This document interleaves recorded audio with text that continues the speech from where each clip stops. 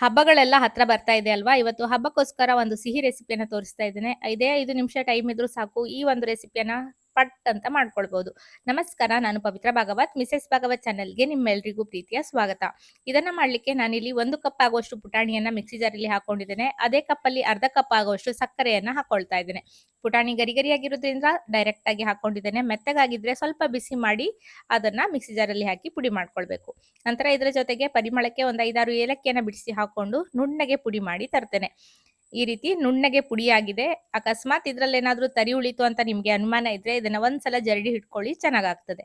ಇದು ಚೆನ್ನಾಗಿ ನುಣುಪಾಗಿದೆ, ಹಾಗಾಗಿ ನಾನು ಬೌಲಲ್ಲಿ ಹಾಕೊಳ್ತಾ ಇದ್ದೇನೆ. ಈಗ ಒಂದು ಬಾಣಲೆಯನ್ನ ಬಿಸಿಗೆ ಇಟ್ಕೊಂಡಿದ್ದೇನೆ. ಅದರಲ್ಲಿ 1/4 ಕಪ್ ಆಗುವಷ್ಟು ತುಪ್ಪವನ್ನ ಹಾಕೊಳ್ತಾ ಇದ್ದೇನೆ. ಇದೆಲ್ಲ ಅಳತೆ ಕರೆಕ್ಟ್ ಆಗಿ ಹೇಳ್ತಾ ಇದ್ದೇನೆ, ಹಾಗಾಗಿ ಇದೇ ಅಳತೆಯಲ್ಲಿ ನೀವು ಮಾಡ್ಕೊಳ್ಳಿ. ಪರ್ಫೆಕ್ಟ್ ಆಗಿ ಬರ್ತದೆ, ಯಾವುದೇ ಟೆನ್ಷನ್ ಬೇಡ. ಹಾಗೆ ಫೇಲ್ಯೂರ್ ಆಗುವ ಚಾನ್ಸಸ್ ಕೂಡ 99% ಕಡಿಮೆ ಅಂತಾನೆ ಹೇಳ್ಬೋದು. ನೀವೇನಾದ್ರೂ ಅಕಸ್ಮಾತ್ ಸ್ವಲ್ಪ ಎಡವಟ್ ಮಾಡ್ಕೊಂಡ್ರೆ ಮಾತ್ರ ಇದಾಗ್ಬೋದು. ಇಲ್ಲ ಅಂದ್ರೆ ಬಿಗಿನರ್ಸ್ ಕೂಡ ತುಂಬಾನೇ ಸುಲಭದಲ್ಲಿ ಈ ಒಂದು ರೆಸಿಪಿಯನ್ನ ಮಾಡ್ಕೊಳ್ಬಹುದು. ಹಾಗೆ ತುಪ್ಪ ಬಿಸಿ ಆಗ್ತಾ ಇದ್ದಾಗೆ ಅದಕ್ಕೆ ಒಂದು 2 ಟೇಬಲ್ ಚಮಚ ಆಗುವಷ್ಟು ಗೋಡಂಬಿಯನ್ನ ಹಾಕಿ ಸ್ವಲ್ಪ ಕೆಂಪಾಗೋ ತನಕ ಹುರಿದು ಇದೇ ಬೌಲಲ್ಲಿ ಹಾಕೊಳ್ತಾ ಇದ್ದೇನೆ.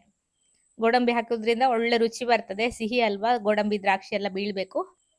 ನಂತರ ಸ್ವಲ್ಪ ದ್ರಾಕ್ಷಿಯನ್ನ ಹಾಕೊಂಡಿದ್ದೇನೆ. ತುಪ್ಪ ಬಿಸಿಯಾಗಿದ್ದನ್ನ 1 ನಿಮಿಷ ಹಾಗೆ ಬಿಟ್ಟಿದ್ದೆ. ನಂತರ ಇದಕ್ಕೆ ಹಾಕೊಳ್ತಾ ಇದ್ದೇನೆ. ತುಂಬಾ ಬಿಸಿ ಬಿಸಿಯಾಗಿರುವಾಗ ಹಾಕಿದ್ರೆ ಸಕ್ಕರೆ ತುಂಬಾ ಬೇಗ ಮೆಲ್ಟ್ ಆಗಿ ಅದು ಶೇಪ್ ನಿಲ್ಲೋದಿಲ್ಲ. ತುಂಬಾ ಚಪ್ಪಟೆ ಆಗಿ ಹೋಗುವ ಸಾಧ್ಯತೆ ಇರ್ತದೆ. ಹಾಗಾಗಿ ಸ್ವಲ್ಪ 1 ನಿಮಿಷ ಬಿಟ್ಟು ಇದಕ್ಕೆ ಹಾಕಿ ಮಿಕ್ಸ್ ಮಾಡ್ಕೊಂಡ್ರೆ ಒಳ್ಳೇದು. ತುಪ್ಪವನ್ನು ಪೂರ್ಣ ಹಾಕುದು ಬೇಡ. ಸ್ವಲ್ಪ ಹಾಕಿ ನೋಡ್ಕೊಂಡು ಮಿಕ್ಸ್ ಮಾಡ್ಕೊಂಡು ನಂತರ ಉಳಿದಿರುವ ತುಪ್ಪವನ್ನ ಹಾಕೊಂಡಿದ್ದೇನೆ. ನಾನು ಸಂಪೂರ್ಣವಾಗಿ 1/4 ಕಪ್ ಆಗುವಷ್ಟು ತುಪ್ಪವನ್ನ ಇದಕ್ಕೆ ಬಳಸಿದ್ದೇನೆ. ಚೆನ್ನಾಗಿ ಮಿಕ್ಸ್ ಮಾಡ್ಕೊಳ್ತೇನೆ. ಅಕಸ್ಮಾತ್ ನಿಮ್ಗೆ ಇದು ಡ್ರೈ ಅಂತ ಅನ್ಸಿದ್ರೆ ಬೇಕಾದ್ರೆ ಮತ್ತೊಂದ್ ಚೂರು ತುಪ್ಪವನ್ನ ಹಾಕಿ ಅಡ್ಜಸ್ಟ್ ಅನ್ನ ಮಾಡ್ಕೊಳ್ಬಹುದು. ಯಾವುದೇ ಪ್ರಾಬ್ಲಮ್ ಇಲ್ಲ. ಟೋಟಲಿ ಉಂಡೆ ಕಟ್ಲಿಕ್ಕೆ ಬರುವ ಹಾಗೆ ಇದು ಇರ್ಬೇಕು ಅಷ್ಟೇ. ಈಗ ನೋಡಿ ಎಲ್ಲ ಚೆನ್ನಾಗಿ ಮಿಕ್ಸ್ ಮಾಡ್ಕೊಂಡಿದ್ದೇನೆ. ಮೊದಲಿಗೆ ಬಿಸಿ ಬಿಸಿಯಾಗಿರ್ತದೆ, ಸ್ಪೂನಲ್ಲಿ ಮಿಕ್ಸ್ ಮಾಡ್ಕೊಳ್ಳಿ. ನಂತರವೇ ಕೈಯನ್ನ ಹಾಕಿ ಚೆನ್ನಾಗಿ ಮಿಕ್ಸ್ ಮಾಡ್ಕೊಂಡು ಉಂಡೆಯನ್ನ ಕಟ್ಕೊಳ್ಳಿ. ಎಷ್ಟು ಚೆನ್ನಾಗಿ ಶೇಪ್ ಬರ್ತಾ ಇದೆ ನೋಡಿ. ಎಲ್ಲ ಉಂಡೆಗಳನ್ನ ಇದೇ ವಿಧಾನದಲ್ಲಿ ನಾನು ಮಾಡ್ಕೊಳ್ತೇನೆ. ತುಂಬಾ ಅಂದ್ರೆ ತುಂಬಾನೇ ಸುಲಭ ಇದೆ ಈ ರೆಸಿಪಿ. ಹಾಗಾಗಿ ಹಬ್ಬಕ್ಕೆ ಯಾವುದೇ ಸ್ವೀಟ್ ಮಾಡ್ಲಿಕ್ಕೆ ಬರುದಿಲ್ಲ ಅನ್ನುವರು ಈ ಒಂದು ರೆಸಿಪಿಯನ್ನ ಮಾಡ್ಕೊಳ್ಳಿ. ತುಂಬಾ ಸುಲಭವಾಗಿ ಮನೆ ಮಂದಿಗೆಲ್ಲ ಇಷ್ಟವಾಗುವಂತಹ ಒಂದು ಸಿಹಿ ರೆಸಿಪಿ ತಯಾರಾಗ್ತದೆ. ಖಂಡಿತ ಟ್ರೈ ಮಾಡ್ತೀರಾ ಅಲ್ವಾ? ಇವತ್ತಿನ ಈ ರೆಸಿಪಿ ಇಷ್ಟ ಆಗಿದ್ರೆ ಖಂಡಿತ ಲೈಕ್ ಮಾಡಿ, ಶೇರ್ ಮಾಡಿ, ಅನಿಸಿಕೆನ ಕಮೆಂಟ್ ಅಲ್ಲಿ ತಿಳಿಸಿ. ಹಾಗೆ ಚಾನಲ್ ಅನ್ನ ಸಬ್ಸ್ಕ್ರೈಬ್ ಮಾಡ್ಕೊಂಡು ಸಪೋರ್ಟ್ ಮಾಡಿ ಅಂತ ಕೇಳ್ಕೊಳ್ತೇನೆ. ಹಲವಾರು ಸಿಹಿ ರೆಸಿಪಿಗಳು ಕೂಡ ನನ್ನ ಚಾನಲ್ ಅಲ್ಲಿ ಇದೆ. ಹಾಗೆ ಸ್ನಾಕ್ಸ್ ರೆಸಿಪಿಗಳು ಕೂಡ ಇದೆ.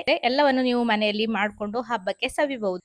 ಎಷ್ಟು ಸಾಫ್ಟ್ ಆಗಿ ಚೆನ್ನಾಗಿ ಬಂದಿದೆ ಅಂತ ನೋಡಿ. ಇವತ್ತಿನ ಈ ರೆಸಿಪಿ ಇಷ್ಟ ಆಗಿದೆ ಅನ್ಕೊಳ್ತೇನೆ. ಇದೇ ರೀತಿ ಇನ್ನೊಂದು ಹೊಸ ರೆಸಿಪಿ ಜೊತೆಗೆ ಬರ್ತೇನೆ. ಅಲ್ಲಿಯವರೆಗೂ ನಮಸ್ಕಾರ.